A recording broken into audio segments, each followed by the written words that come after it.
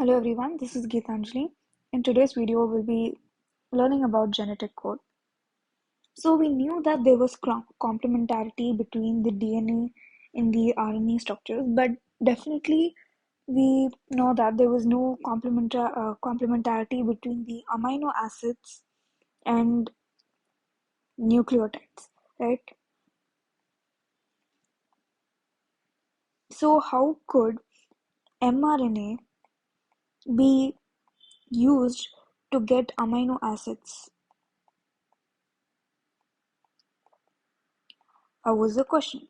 So the only possible explanation would be that the code that we have, that from the four nitrogen bases on this mRNA, they somehow code for the amino acids. And we know that there are 20 amino acids, right?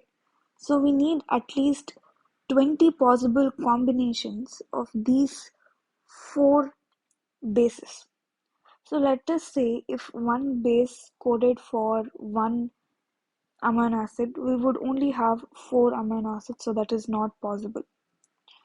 In case one denoted an amino acid, we would have only one amino acid. In case there were two, let us assume. So if you know math well, so you will tell me we will have 4 into 4 possibility of amino acids, right? If two bases coded for a particular amino acid, then we would have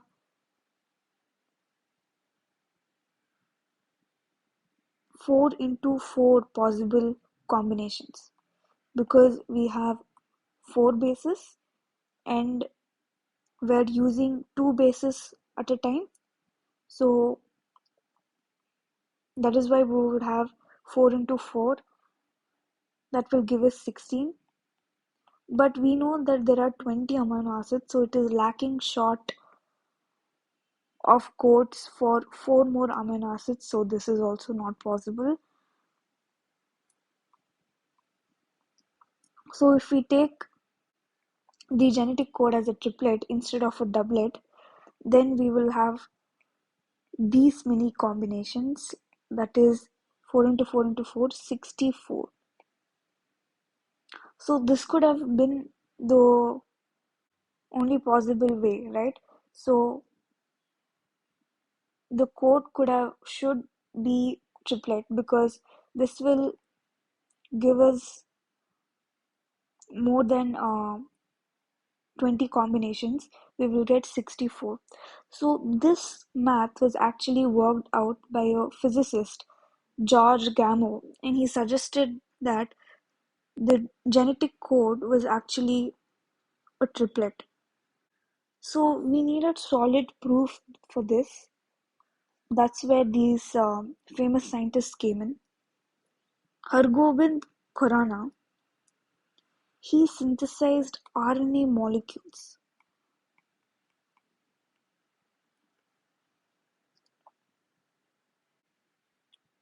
with defined combination of bases to find out exactly how many bases would give rise to an particular amino acid. He used both homo and copolymers.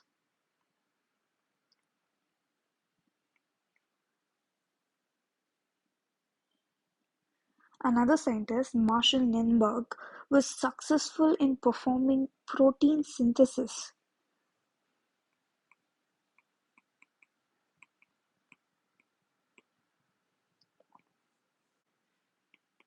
in cell-free system. So that would have obviously helped him in understanding how many nucleotides that would have been required to form a particular amino acid for the protein, right? Later, an enzyme, the Severo-Ogawa enzyme, which is also called the polynucleotide phosphorylase. This was used again in the synthesis of RNA in a template-independent manner.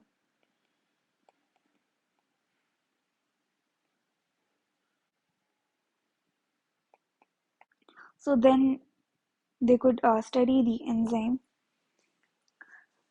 for how many nucleotides would have been added in the RNA to form the amino acid.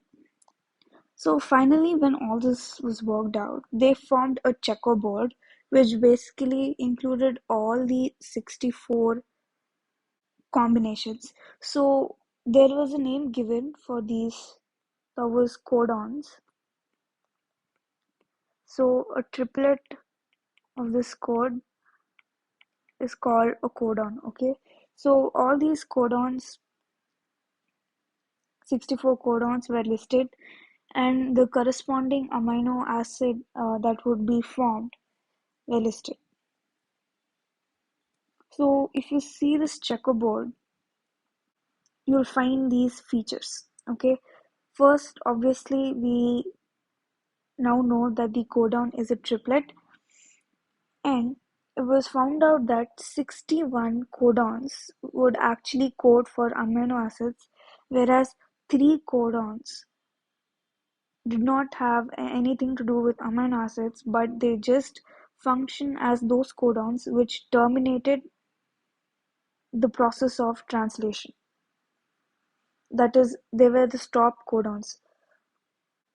Second thing you'll notice that some amino acids, okay, you can see here proline, okay, here phenylalanine, leucine, over here, the same amino acid is coded by so many codons, right?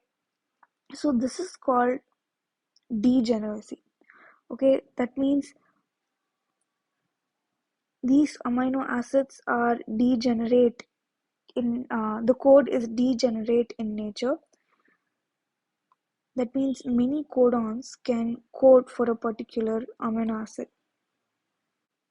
But you'll find an exception for this, that is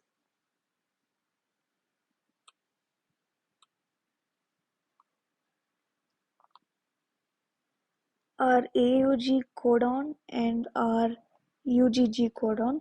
So these two codons, they only code for one amino acid. The next point here is the codon is in the mRNA. It is read in a contiguous fashion and there are no punctuations. So it means that the codons are read as triplet and there is no particular punctuations like full stop or comma or anything. Okay, the only thing that is there is that the codon which stops the process of translation and there is no pause in between. The next point is the code is almost universal. Okay, but there is an exception. Obviously, universal means the same code will be applicable for eukaryotes, prokaryotes, bacteria, human, etc. But there are a few exceptions.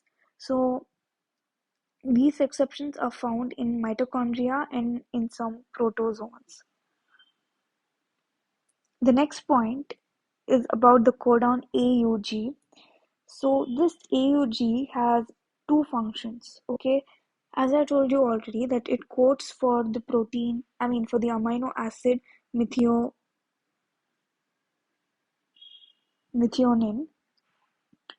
and it also acts as the initiator codon. That means the process of translation is initiated by this codon.